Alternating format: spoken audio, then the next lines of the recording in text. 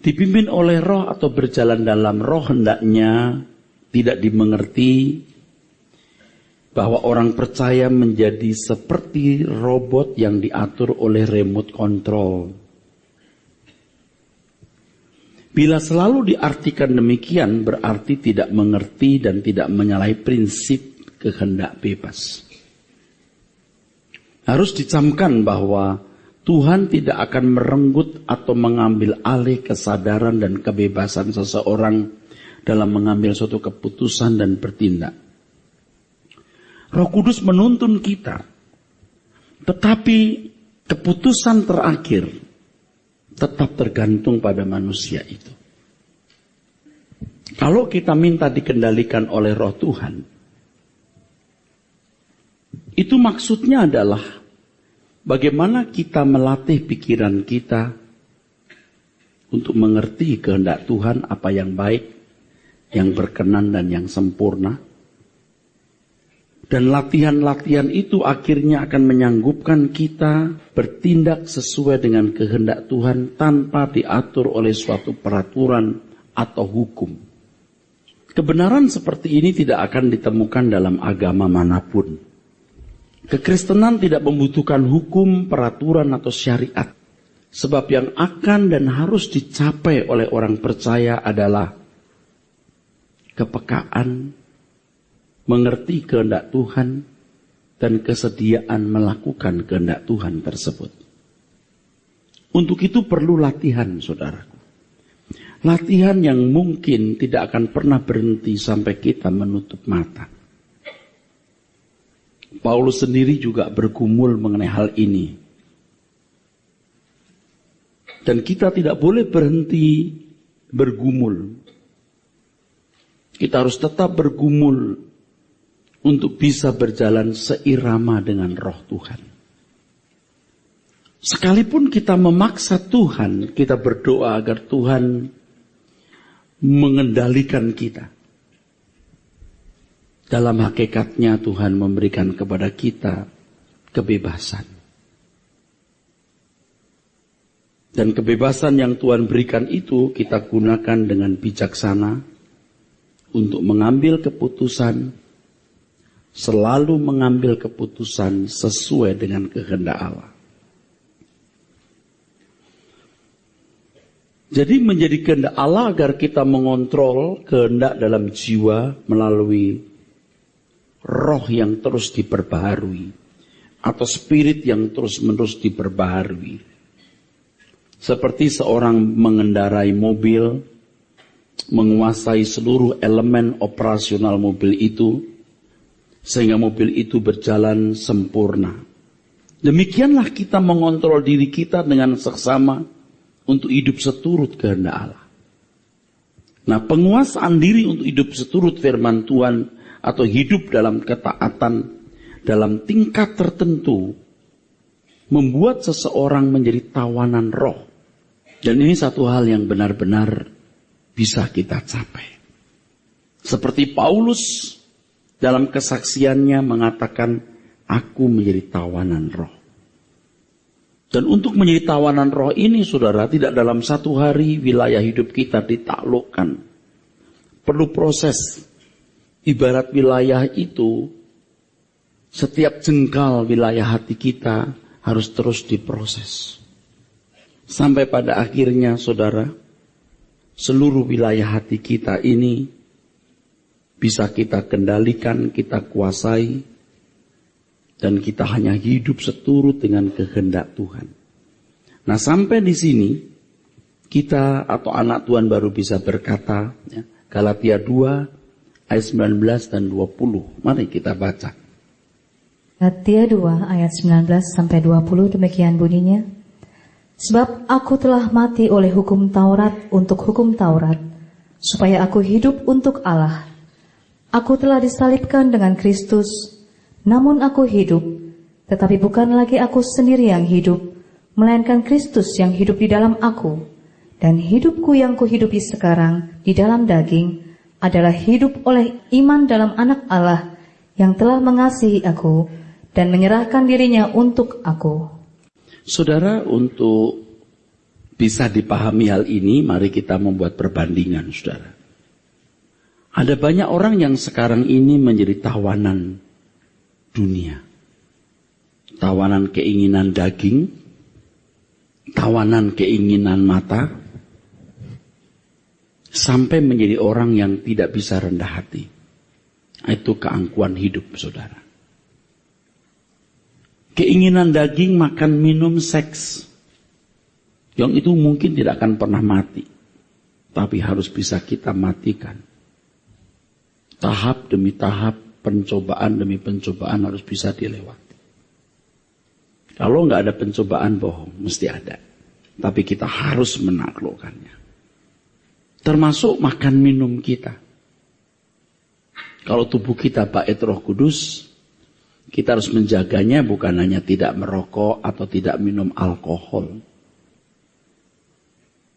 Tetapi sungguh-sungguh kita merawat tubuh kita dengan baik supaya tubuh kita tidak sakit. Kita bisa panjang umur dengan tubuh yang sehat, kita bisa melayani Tuhan dengan baik. Ini keinginan daging, saudara. Keinginan mata, saudara, itu materi. Saya kira ada banyak wanita yang sudah tertawan, atau bapak-bapak yang tertawan dengan model, dengan merek tas, arloji, harus punya mobil, rumah. Ini tawanan. Dan kita itu dari kecil memang sudah melihat cara hidup manusia seperti itu. Kita terbawa, saudara. Akhirnya hari ini kita seperti ini produk dari dunia sekitar kita. Dari apa yang kita lihat, ya, yang dilakukan oleh orang tua kita dan yang kita saksikan di lingkungan kita, menawan kita. Bisakah kita misalnya berprinsip asal dan makanan pakaian cukup? Bisakah kita berprinsip seperti Tuhan Yesus, serigala mempunyai liang, burung mempunyai sarang, anak manusia tidak memiliki tempat untuk meletakkan kepalanya? Rata-rata orang tidak sanggup, saudara. Saya sedang bergumul terus ke arah ini, saudara. Saya juga belum lulus dengan baik. Tapi karena kita sudah belajar firman begitu banyak, tidak punya pilihan lain. Hari ini, saya pribadi juga sangat belum puas dengan keadaan saya. Saya belum puas. Saya berkata kepada istri saya berulang-ulang, kok saya belum seperti Tuhan Yesus ya? Dan itu menyakitkan, saudara. Menyakitkan hati kita. Kok aku belum seperti Tuhan Yesus ya? Ya memang orang tidak bisa menilai kita, saudara. Tuhan yang menilai. Nah, namun kalau kita mengerti kebenaran, kita akan punya perasaan yang peka untuk melihat dan menilai diri kita dengan benar. Banyak orang yang menjadi tawanan dunia dan standarnya itu standar dunia. Nah, kita tidak boleh jadi tawanan. Kita harus menggeliat, harus bergerak terus supaya kita menjadi tawanan roh. Sebab kita harus memutuskan apakah kita menjadi tawanan roh atau tawanan daging. Atau tawanan dunia, saudara. Berulang-ulang saya katakan dan saya akan terus mengatakan sampai pada tingkat tertentu. Orang-orang yang menjadi tawanan dunia ini tidak pernah bisa lepas. Tidak pernah bisa dimerdekakan. Sebab dia yang membelenggu dirinya sendiri dengan cara berpikir yang salah.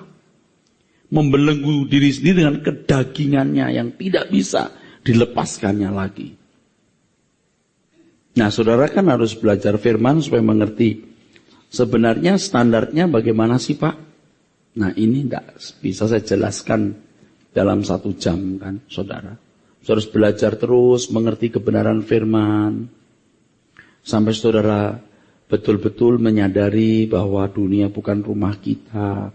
Kita hanya hidup 70 tahun di bumi, 80 tahun. Hidup yang sesungguhnya itu nanti di kerajaan surga. Terus banyak kebenaran yang kita pelajari. Nah, kebenaran-kebenaran itu akan menawan kita. Sampai kemudian keindahan dunia menjadi pudar di mata kita, saudara. Kita masih punya keinginan daging dan kita merasakan getar keinginan itu. Tapi kita berjuang terus untuk mematikannya. Sebab yang dikehendaki Tuhan itu kehidupan yang benar-benar tidak bercacat, tidak bercela. Banyak urusan, tapi urusan yang satu ini harus menjadi urusan yang terutama dan terkemuka dalam hidup. Tuhan mengatakan kalau kamu tetap dalam firman-Ku, kamu benar-benar murid-Ku, kamu akan mengenal kebenaran-kebenaran akan memerdekakan kamu. Betul, saudara. Kebenaran akan memerdekakan kita. Oleh sebab itu dibutuhkan ketekunan untuk tetap di dalam firman itu. Kalau kita tetap dalam firman, kita memiliki pikiran, perasaan Roh Kudus. Kalau kita sudah memiliki pikiran, perasaan Roh Kudus, kita ditawan oleh Roh. Bukan dengan paksa Roh Kudus tawan kita, tapi dengan rela kita ada dalam tawanan itu.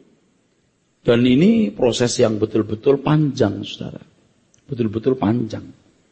Kita harapkan sebelum kita menutup mata, kita benar-benar sudah mencapai level di mata Tuhan, kita hidup dalam tawanan roh. Jadi kalau hidup dalam tawanan roh tidak boleh dipandang secara mistik ya. Tidak dipandang secara mistik, secara otomatis, tidak. Tapi proses di mana pikiran kita terus diisi firman. Perhatian kita terus terpancang langit baru, bumi baru. Keindahan dunia menjadi pudar di mata kita. Sampai kita menjadi tawanan roh. Tapi kalau saudara tidak menyukai firman, saudara membuka telinga mata terhadap keindahan dunia dan teman-teman, sahabat yang tidak rohani, Anda akan dibawa kepada pikiran duniawi. Dan pikiran duniawi itu membelenggu saudara. Anda jadi tawanan dunia. Jadi jangan heran kalau saudara ketemu family, saudara, teman, kalau diajak bicara tidak nyambung lagi dengan saudara. Dan saudara nggak tahu kenapa kamu nggak ngerti. Yang akhirnya saudara yang dianggap ekstrim. Kalau kamu bisa nggak ngerti ya, nggak akan bisa mengerti dengan cepat. Nggak akan bisa mengerti dengan cepat, saudara. Kita harus berjalan terus, tetap di dalam firman, mengerti firman, terus pikirannya dibersihkan. Seperti yang dikatakan dalam Yohanes 17 ayat 17, dikuduskan oleh firman. Dikuduskan oleh kebenaran, firman-Mu adalah kebenaran. Saya juga belum mencapai tingkat yang sempurna, saudara. Tapi saya mengajak semua kita bertumbuh terus untuk mencapai tingkat ini. Dan kita tidak akan pernah menyesal kalau kita belajar menjadi murid Tuhan. Di sini proses pemuritan berlangsung. Dan semakin orang suci hatinya, dia semakin peka mendengar suara Tuhan. Kalau dia makin peka mendengar suara Tuhan, dia makin bertindak tepat seperti apa yang dikehendaki oleh Tuhan. Ya. Kita tunggu ya, Tuhan datang kembali atau kita semua mati nanti nilai kita masing-masing akan bisa dilihat. Ya. Nilai kita masing-masing akan dilihat. Saudara punya masalah, saya punya masalah. Saudara punya problem, saya punya problem. Kita punya banyak masalah. Tetapi janganlah kita tenggelam dalam masalah itu. Yang terutama dan utama dalam hidup ini adalah bagaimana kita bertumbuh terus dalam memahami kebenaran sampai kita menjadi tawanan roh. Itu kalau saya boleh tambahkan ya. Karena Paulus belajar kebenaran, dia belajar mengenakan kebenaran itu. Hidupnya diisi untuk misi pekerjaan Tuhan. Sampai dia tidak punya dunia lain. Dia masuk terus dalam kehidupan seperti itu. Akhirnya dia tidak bisa keluar dari situ. Tidak bisa keluar. agak pesimis juga saya, saudara. Apakah ada orang yang bisa diseret masuk ke sini itu? Karena dunia itu luar biasa pengaruhnya. Anda mendengar suara kebenaran seminggu 2 kali sekali gitu. Tapi jam-jam yang panjang Anda di dunia. Dari film, tontonan, lagu, pergaulan kita ini diwarnai, saudara. Jadi sulit untuk bisa menghindar, saudara. Sulit. Tapi kalau kita mau, walaupun sulit, bisa. Bisa. Dan saya jujur mengatakan bahwa banyak kita yang masih dalam tawanan daging. Tawanan keinginan mata. Kesalahan yang sering kita jumpai adalah kesan yang diberikan oleh pembicara yang menunjukkan bahwa kita dikehendaki untuk menyerahkan kehendak bebas kita dikontrol Roh Kudus sepenuhnya. Sehingga kita bisa pasif mutlak sebab semua dikendalikan Roh Kudus. Allah tidak bekerja dengan cara demikian, saudara. Tuhan menghargai kehendak bebas yang Tuhan telah percayakan kepada manusia. Pada akhirnya, Roh Kudus menyerahkan kontrol kehidupan itu pada roh manusia itu sendiri. Jadi, ibarat orang tua yang, ingat ya dulu waktu kita belajar naik sepeda ya. Sepeda roda 2 ya, sepeda biasa itu. Dulu kita pernah sampai berpikir begini, enggak tahu Anda berpikir begini enggak? Bagaimana bisa gitu? Kita baru berdiri aja udah goyang gitu, saudara. Kita nekat gitu, wah, jebret. Sampai kemudian dipegangin. Ya toh? Dipegangin. Dilepas pegang lagi. Sampai kita bisa dilepas.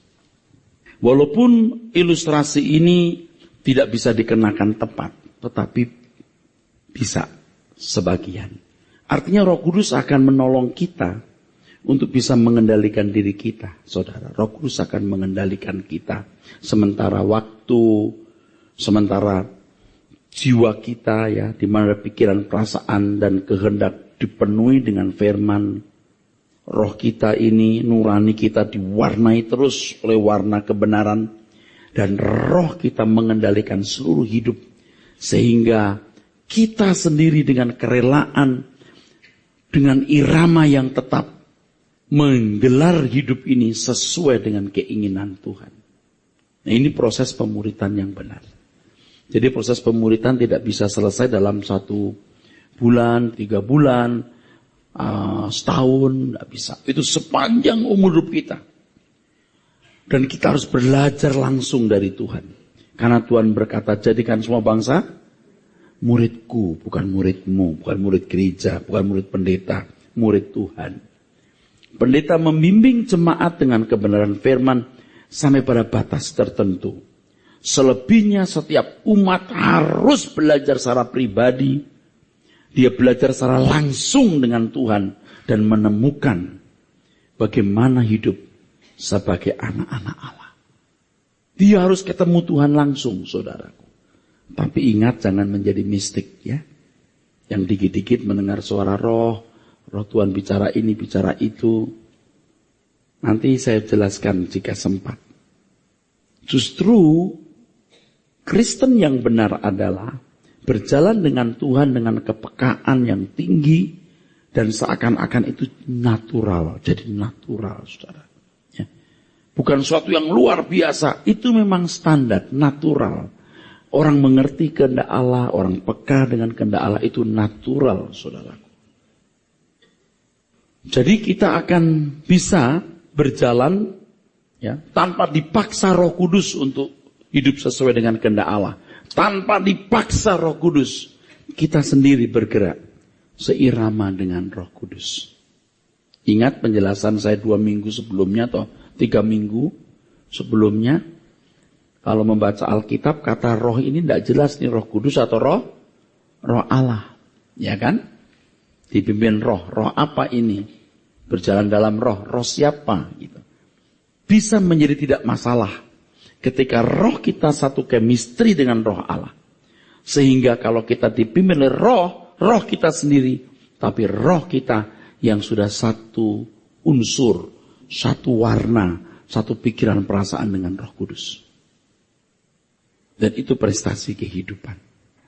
Itu harta abadi yang kita harus upayakan serius sampai kita menutup mata. Ya, bagi orang-orang muda bersyukur kalau sejak dini sudah mendengar firman ini. Bersyukur kalian mau belajar sebelum jadi orang yang tidak bisa dibentuk, ya, tidak bisa diubah lagi. Hati-hati adanya penguasaan roh-roh tertentu yang bukan dari Roh Allah. Sebab iblis sangat menginginkan manusia tidak menggunakan kebebasan sehingga bisa hidup dalam penguasaannya atau kendali iblis tanpa dia sadari. Jadi begini saudara, kalau kita merasa bahwa kita harus dikendalikan Roh Kudus dengan paksaan, ya, kita tidak belajar bagaimana memperbarui roh dan pikiran kita, yang sesuai dengan yang dikatakan dalam kitab Efesus, diperbarui dalam rohmu. Saudara, karena kita merasa bahwa kita harus dikendalikan Roh Kudus seperti robot yang diatur remote, kita nggak belajar. Tidak belajar bagaimana mengisi jiwa kita dengan firman, dengan kebenaran, dengan firman yang masuk dalam jiwa kita, mewarnai pikiran, perasaan dan kehendak roh kita, nurani kita diwarnai. Tanpa demikian, saudaraku, tanpa kerja keras, tidak melakukan hal itu maksud saya, karena berpikir Roh Kudus bisa kendalikan kita secara otomatis. Kita tidak kerja keras. Kalaupun kerja keras, arahnya salah. Doa, puasa, penyembahan, bagus. Bukan salah, bagus. Tetapi mengisi pikiran dengan firman, itu yang benar dan yang terutama. Makanya kalau orang-orang Kristen yang bersifat mistis, ya, alam roh, dia kurang belajar firman. Anda perhatikan, sampai di mana dia punya kebenaran teruji, sampai di mana? Coba lihat. Setahun, 2 tahun, 3 tahun, 4 tahun, oke. 10 tahun Anda ketemu dia, berubah enggak? Beda kalau nalar kita diisi kebenaran. Sebab emosi perasaan kita itu sangat situasional. Tapi kalau nalar kita, pikiran kita diisi oleh kebenaran, itu permanen, saudara. Saya bukan tidak percaya Roh Kudus berbicara. Roh Kudus harus berbicara setiap saat. Setiap saat. Sehingga percakapan kita dengan Roh Kudus itu setiap saat. Tapi kita tidak dikendalikan secara paksa oleh Roh Kudus. Karena kita sudah punya irama sendiri. Dan Roh Kudus akan pimpin kita terus kepada irama yang lebih tepat seperti pikiran perasaan Allah. Kalau boleh saya ucapkan, saudaraku, ini lebih mahal dari harta yang kita bisa kumpulkan. Lebih mahal dari semua kekayaan yang bisa kita himpun. Anda punya emas 2 ton gak ada artinya dibandingkan hal ini. Yaitu jika jiwa kita, di mana pikiran, perasaan, kehendak diisi oleh kebenaran, roh kita diwarnai oleh kebenaran, sampai punya nurani Allah atau phroneo, pikiran, perasaan Kristus, phroneo dalam bahasa aslinya. Saya punya phroneo Kristus, itu harta abadi. Kumpulkan harta di surga itu ini, saudara.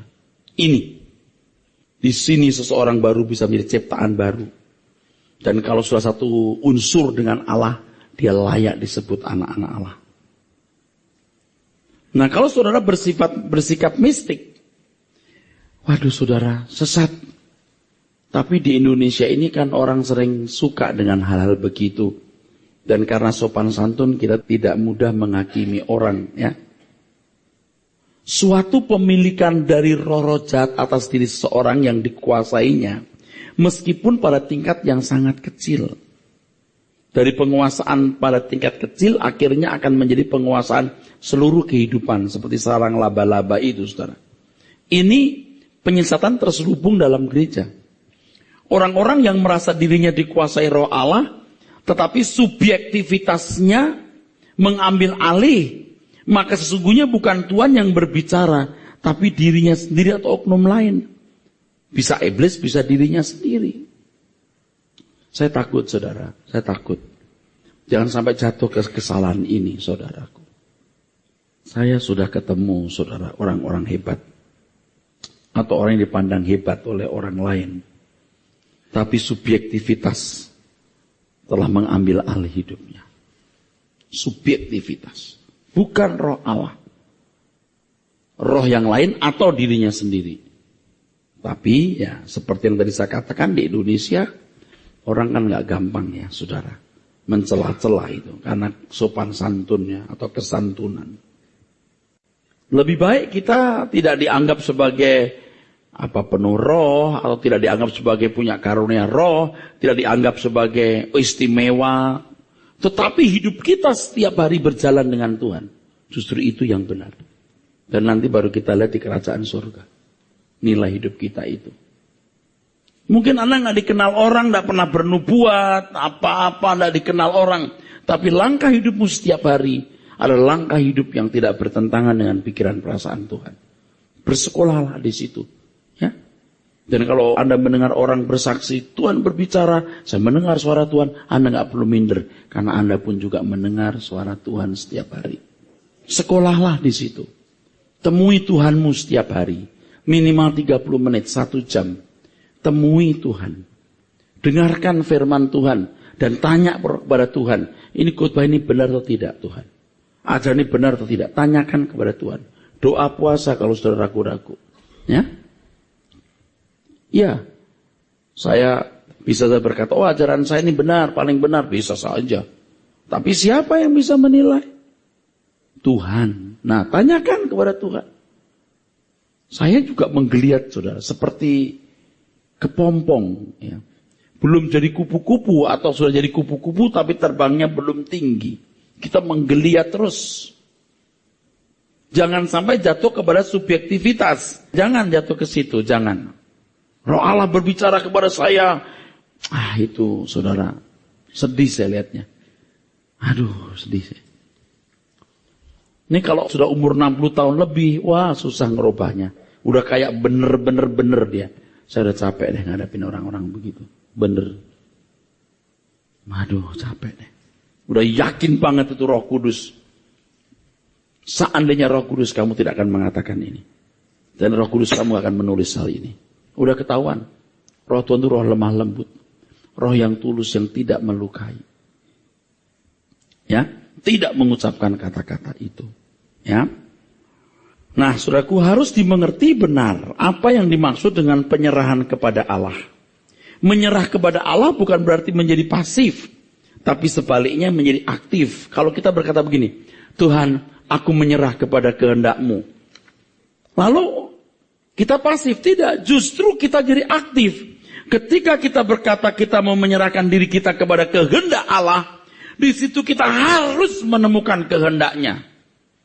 Jadi aktif, bukan pasif. Jangan bicara tentang orang lain dulu, tentang dirimu sendiri dulu. Bergumulah untuk mengatur dirimu sendiri. Jangan ngatur orang lain dulu. Urusi dirimu sendiri dengan benar dulu.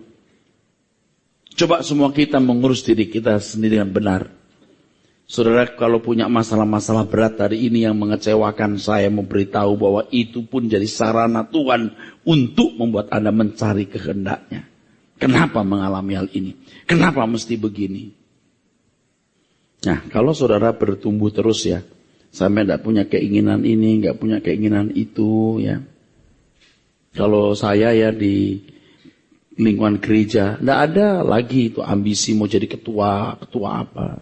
Dulu ada ketua BPD, Badan Pekerja Daerah, DKI, gubernur istilahnya. Saya punya kans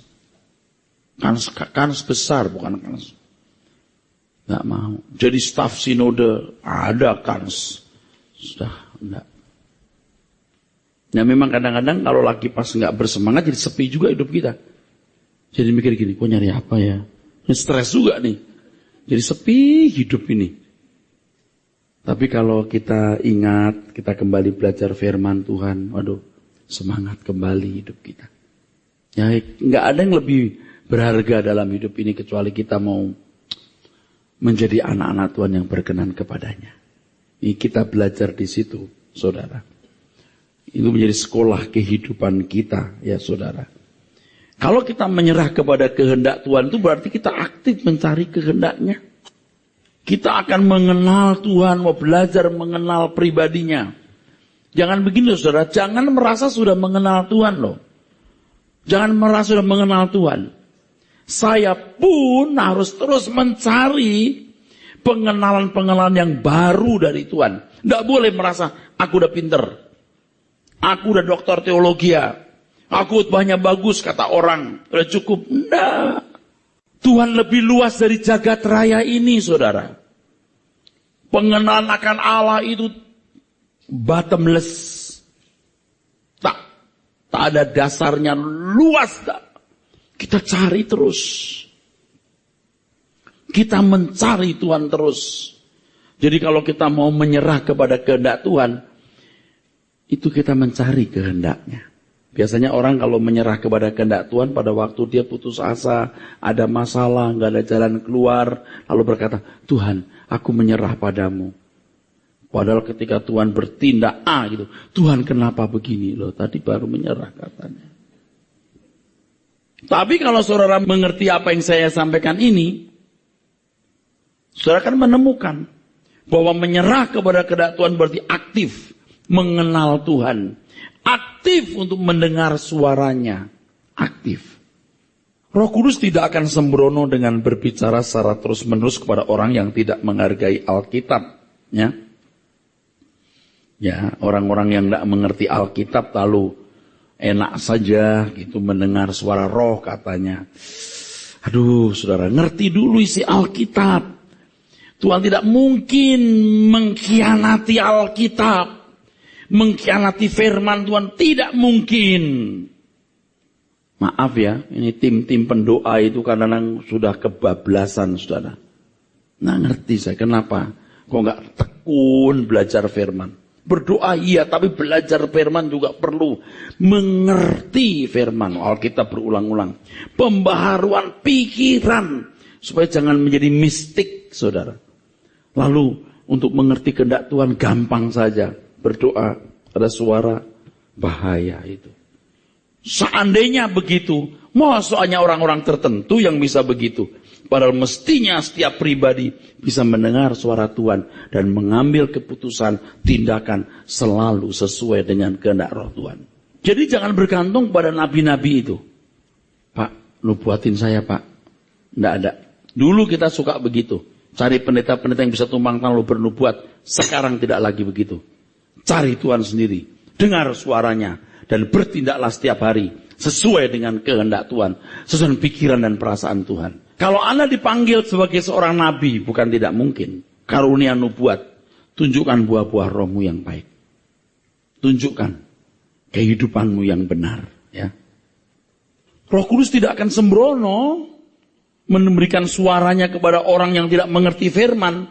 Nanti akhirnya orang tidak menghargai firman. Lalu secara mistik dia mau menangkap suara Tuhan yang kadang-kadang bukan suara Tuhan, bahkan sering bukan suara Tuhan, subjektivitas.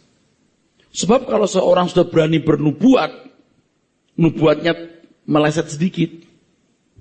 Yang menerima nubuat juga sebenarnya tahu meleset sedikit, tapi dipas-pasin.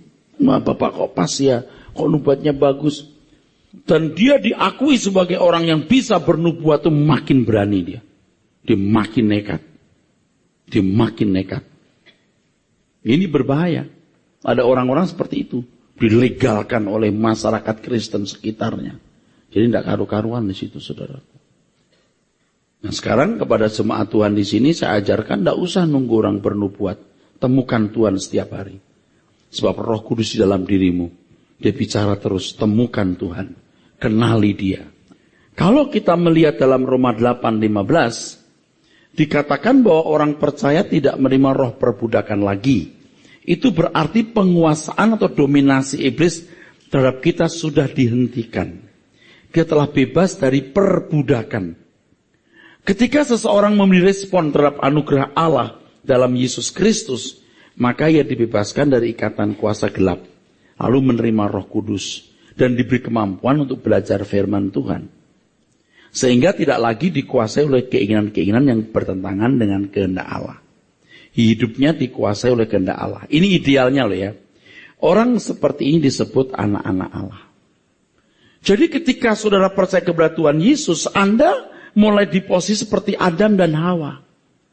Makan buah itu kamu mati, kamu nggak makan, kamu hidup. Nah sekarang setelah kita memiliki keadaan seperti ini, kita pilih siapa? Kalau dulu sebelum menerima anugerah dalam Tuhan Yesus Kristus, manusia tidak bisa hidup dalam pimpinan roh, tidak bisa. Tapi setelah kita mendapatkan anugerah keselamatan dalam Tuhan Yesus Kristus, itu ada kesempatan, ada peluang yang tanpa batas untuk dipimpin roh. Nah di sini kehendak bebas atau free will manusia harus dimainkan. Jangan begini loh saudara, sudah bebas, sudah merdeka, sudah dipimpin Roh Kudus. Untuk sampai dipimpin Roh Kudus, dari tadi saya sudah ngomong, orang mesti tekun belajar firman, filosofi hidupnya, cara berpikirnya diubah sampai pada titik di mana dia bisa berjalan seiring dengan Roh. Itu perjuangan. Nah, yang dipahami oleh banyak orang Kristen selama ini adalah kalau sudah menerima anugerah keselamatan itu otomatis semua sudah all in, sudah bisa dipimpin oleh Roh Kudus, mendengar suara Roh. Sehingga ada orang-orang Kristen baru yang dalam waktu sekejap, 6 bulan, 7 bulan, setahun, wah rajin ke gereja, ke doa puasa, ke menara doa. Udah deh, udah jadi nabi. Enggak segampang itu. Saya tidak merendahkan orang yang bernubuat ya saudara, tidak sama sekali. Nubuat itu ada. Tapi saudara harus menjadi orang Kristen yang dewasa yang bisa berhubungan langsung dengan Tuhan. Amin. Oke. Roma 8:14. Mari dibaca. Roma 8 ayat 14 demikian bunyinya. Semua orang yang dipimpin Roh Allah adalah anak Allah. Dapatlah dipahami bahwa orang-orang yang masih dalam kekuasaan iblis sebenarnya tidak pantas memanggil dia Bapak. Selama ini begitu mudahnya kita berkata ya Bapa di surga. Nah siapa sebenarnya yang pantas memanggil Allah itu Bapak? Mereka yang dipimpin roh. Artinya berjalan seiring dengan roh. Hidup sesuai dengan kehendak roh. Dari tadi sudah saya katakan bahwa kita harus memperbarui pikiran kita sampai kita bisa seiring dengan roh. Kehidupan Kristen yang sejati adalah ketika orang Kristen dalam penguasaan oleh rohnya. Ya. Roh Kudus yang diberikan kepada orang percaya untuk mengasuh orang percaya supaya roh manusia menjadi kuat dan berkualitas. Firman Tuhan mengatakan, kalau kamu memanggil dia Bapak, kamu harus hidup dalam ketakutan, ya. Selama kamu menumpang di dunia, Bapa yang menghakimi tanpa memandang muka, tetapi melihat perbuatan. Ini perbuatan anak Allah atau bukan? Siapakah yang disebut anak Allah itu? Yang bisa berjalan dipimpin roh Allah. Kalau yang kita dengar itu Injil yang benar, ini jiwa kita ini pasti dalam pikiran, perasaan, kehendak kita diwarnai dengan Injil. Hendaklah kamu dalam hidup bersama menaruh pikiran dan perasaan yang terdapat dalam Kristus. Kalau sudah sampai taraf ini, saudara, ini baru benar. Jangan mencuri. Kalau cuma sekali 2 kali, yang lain ikut, yang lain mencuri, dia lihat orang lain mencuri, bisa mencuri dia. Tapi kalau di-drill terus, jangan mencuri tidak boleh. Itu sampai dia nggak bisa mencuri. Tergores di sini. Nah kalau dunia bukan rumah kita, asal makan pakaian cukup, mengerti kehendak Allah terus sampai penuh sini, orang betul-betul dalam penghayatan setiap saat bahwa dunia bukan rumahnya. Nah ini banyak orang itu belum sampai menggores dalam itu, saudara. Belum sampai menggores dalam. Kalau sudah menggores dalam di sini, saudara. Ini yang saya katakan tadi, harta kekal itu di sini. satu unsur dengan Allah, satu chemistry, satu pikiran, satu perasaan dengan Allah di sini. Dia baru disebut anak-anak Allah. Saya tahu bahwa apa yang saya katakan akan menjadi pandangan yang dianggap kontroversi, saudara. Sebab baru-baru ini ya, ada jemaat yang menjadi guru di satu sekolah Kristen, sekolah yang bagus, yang mahal, yang keren itu. Bicara soal keselamatan. Bicara soal keselamatan. Nah, semua guru dan pendeta yang hadir di situ mengatakan bahwa kalau nggak mengenal Yesus masuk neraka. Sedangkan di Rehoboth diajar. Kalau tidak mendengar Injil yang dihakimi menurut perbuatan. Dan kemungkinan masuk dunia akan datang. Itu bukan keselamatan seperti yang kita miliki. Keselamatan yang kita miliki adalah dikembalikan ke rancangan semula. Ayub masuk surga atau masuk neraka? Tidak mungkin masuk neraka, surga. Tapi dia tidak akan memerintah. Nanti jangan berkata, wah ada keselamatan di luar Yesus. Tidak ada. Tuhan Yesus mati di kayu salib itu membuat ada pengadilan. Ya, Roma 2 ayat 15-15 orang bisa dihakimi perbuatannya sesuai Injil. Kalau nggak ada kematian Tuhan Yesus di kayu salib, tidak ada penghakiman. Semua meluncur ke neraka. Perbuatan baik bagaimanapun tidak akan menyelamatkan. Tidak akan. Sekali lagi Bapak Ibu jangan hanya mendengar kalimat saya beberapa menit ini ya. Ini kan penjelasannya berbulan-bulan saya menjelaskannya ya. Jangan cuma begitu doang, salah itu. Pernik-perniknya luar biasa lengkapnya ya. Nah, kalau saudara mengerti misalnya soal surga, keselamatan bukan hanya terhindar dari neraka, diperkenankan masuk surga, tapi dikembalikan ke rancangan semula menjadi keluarga Allah. Terus itu diperdengarkan terus, diperdengarkan terus bahwa hidup yang sesungguhnya itu nanti. Dunia bukan rumah kita. Terus diperdengarkan di sini. Ini akan menggores dalam dan nggak bisa lepas. Tapi kalau sudah salah mengajarnya di luar Kristen masuk neraka. Lalu kalau jadi Kristen ya udah selamat. Selamat itu apa? Nggak jelas. Surga itu yang bagaimana? Nggak jelas. Nah, saya ngomong soal surga panjang lagi. Surga itu apa, Pak? Nggak mungkin misteri tujuan hidup manusia kok. Surga itu seperti dunia kita hari ini tapi nggak ada dosa. Kok bisa gitu? Ya, jelasinnya juga nanti berminggu-minggu, saudaraku. Ya, makanya kalau orang tidak belajar dari nol, tekun, nggak bisa. Nah, begitu mendengar firman, ini digambar terus sesuai pikiran perasaan Allah. Baru orang mengalami kelahiran baru. Baru diakui sebagai anak Allah. Nah ini saudara ini belum tentu sampai tingkat ini. Lumayan masih mau datang ke gereja. Tapi jangan hanya puas saudara-saudara mendengar khotbahnya bagus. Berjuanglah setiap hari untuk mewarnai jiwa. Sampai saudara menjadi anak-anak Allah. Memiliki pikiran perasaan Kristus. Saya sudah melihat orang-orang ya saudara yang ke gereja juga ya. Tapi gak rubah-rubah hidupnya. Kenapa ya? Banyak faktor. Tapi yang paling utama itu mencintai dunia. Materialistis. Terkunci di situ. Atau orang-orang Kristen baik yang merasa dirinya sudah baik. Tapi tidak melihat ukuran menjadi anak Allah itu bagaimana. Ukuran menjadi anak Allah itu seperti Tuhan Yesus. Kalau tidak, bukan. Kelahiran baru itu gak sederhana. Kelahiran baru itu gak sederhana. Orang-orang yang dilahirkan baru itu orang-orang yang betul-betul mengalami proses nurani yang diubahkan terus sampai sewarna dengan Allah. Satu chemistry dengan Allah. Kalau jadi Kristen Pak, tapi gak jahat, ya mungkin bukan anak Allah. Dihakimi menurut perbuatan juga. Tapi tidak termasuk keluarga Allah. Untuk masuk keluarga Allah itu kehilangan segala sesuatu.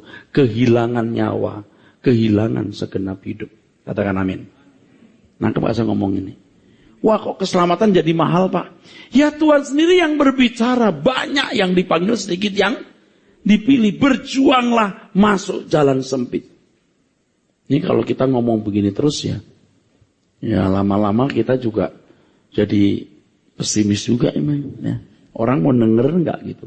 Kita sendiri juga mati-matian menggeliat, saudara. Nah kalau ini diwarnai dengan kebenaran, sepikiran dengan Allah, enggak usah dipaksa untuk dikendalikan Roh Kudus. Rohnya sendiri mengendalikan seluruh hidup. Itu diberi rohnya sendiri. Jadi bagi Bapak Ibu yang merasa ketinggalan, waduh itu mesti mengejarnya habis-habisan tuh. Mesti habis-habisan mengejarnya. Kalau masih bisa nyampe. Saya bukan nakut-nakuti saudara atau mengancam saudara lalu membuat keselamatan jadi mahal, enggak. Yang kita pahami begitu dalam Alkitab. Dipimpin Roh Allah adalah anak Allah. Kalau enggak dipimpin Roh Allah, enggak bisa. Dipimpin artinya berjalan seirama. Pneumatikai stoikomen. Anda sudah seirama dengan Roh Tuhan enggak? Kadang-kadang seirama, kadang-kadang enggak. Oke deh kawan. Sekarang belajar hal-hal yang buat kita tidak seirama, kita buang walaupun itu menyakitkan dagingmu. Ini harta yang mahal, Pak. Makanya ya kalau saudara serius tuh ya, dengarkan khutbah terus, lalu tiap hari 1 jam ketemu Tuhan. Tuhan, aku mau ketemu Engkau. Kok gak rasa apa-apa, Pak? Doa lagi, Tuhan aku mau ketemu Engkau. Haleluya. Terus Anda pasti ketemu Tuhan. Pasti Tuhan akan berbicara. Jangan begini loh. Jangan gak belajar firman. Haleluya, terpujilah namamu Tuhan. Ngerti saya ngomong apa ini? Loh. Gini loh saudara. Tidak mengecilkan arti menyembah Tuhan. Kita harus menyembah. Menyembah itu apa? Proskuneo. Bukan sekedar haleluya, itu ritual. Aduh, mesti dijelaskan. Menyembah itu memberi nilai tinggi Tuhan. Sikap hidupmu itulah penyembahan. Nah, dalam hal ini betapa pentingnya makanan rohani yaitu firman Tuhan. Matius 4 ayat yang keempat. Coba dibaca. Matius 4 ayat keempat, demikian bunyi firman Tuhan. Tetapi Yesus menjawab, ada tertulis, manusia hidup bukan dari roti saja, tetapi dari setiap firman yang keluar dari mulut Allah. Manusia hidup bukan hanya dari roti, tapi dari setiap manusia yang benar. Kalau Anda sudah mulai memiliki nurani yang penuh dengan kebenaran, Anda peka dengan firman, dengan firman rema. Bukan logos ya. Kalau logos itu kebenaran yang Anda pelajari, Anda dengar lewat PA seperti ini dari manusia. Tapi rema itu firman yang keluar dari mulut Allah. Yang keluar dari mulut Allah pasti keluar dari hati. Jadi orang yang punya kepadanya ditambahkan. Orang yang tidak punya apapun yang padanya diambil. Betul? Makin dia punya banyak, dia ditambahkan. Jadi makin dia punya, makin tinggi. Saudara harus menjadikan ini hal yang paling utama dalam hidup. Nyari. Kita cari, saudaraku. Kejar terus. Anda percaya nggak kalau saudara mau ketemu tuyul, setan, genderuwo, Anda ke kuburan bisa ketemu? Bisa nggak? Bisa, kenapa enggak? Di tengah hutan Anda telanjang badan. Kepercayaan orang-orang kuno itu. Bisa ketemu genderuwo. Genderuwo memang ada. Datang ke kuburan, malam ini enggak. Besok malam datang lagi. Puasa 3 hari 3 malam. Tidur di kuburan. Terus lama-lama ketemu demit. Betul nggak?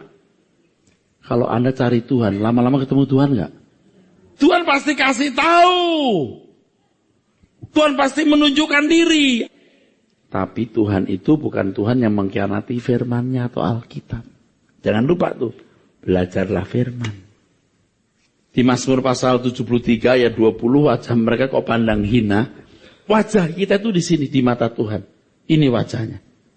Tuhan tidak pandang muka itu muka fisik. Tapi muka batin yang diwujudkan dalam tindakan itu wajah kita. Bagaimana mempercantik diri itu kita di sini nih saudara. Jadi wajah yang benar itu adalah itu. Wajah kekekalan. Diukur dari kualitas jiwa yaitu pikiran pasan kehendak tersebut yang menggores di dalam batinnya. Nah ketika firman Tuhan mengatakan manusia segambar dengan Allah, Selem Demuth. Selem Demuth Allah itu ada di sini saudara. Bukan di fisiknya.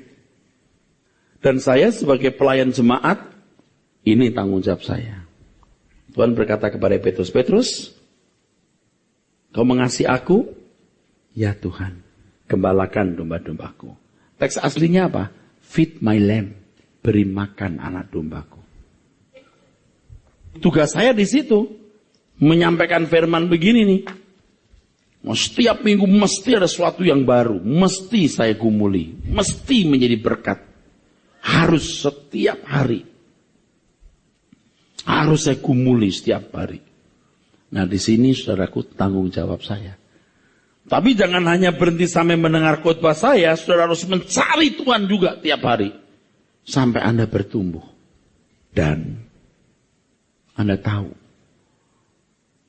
banyak orang di seluruh belahan bumi ini, oke khususnya di Indonesia, yang merindukan firman seperti ini. Yang merindukan pencerahan-pencerahan firman seperti ini. Amin.